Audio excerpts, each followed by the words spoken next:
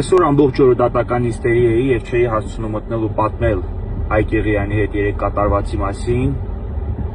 ինչ է տեղի ունեցել գիշերվա ժամը 1-ին քննիչը նրան ներկայացրել էր դատարան կալանավորման նպատակով եւ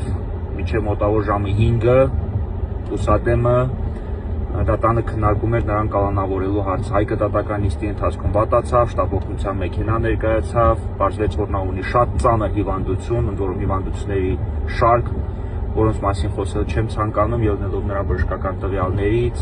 բայց այնուամենայնիվ ցանկանում եմ մի երկու նոր տվյալների մասին իրազեկել։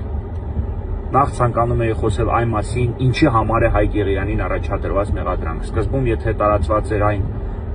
ինֆորմացիան, որ Հայկ Եղիյանը մեղադրվում է Նիկոլ Փաշինյանին վիրավորելու մեջ, դատական նիստի ընթացքում պարզ դարձավ, որ ոչ։ Մասնավորապես նրան առաջադրված, պաշտոնապես նրան առաջադրված մեղադրանքի համաձայն Հայկ Եղիյանը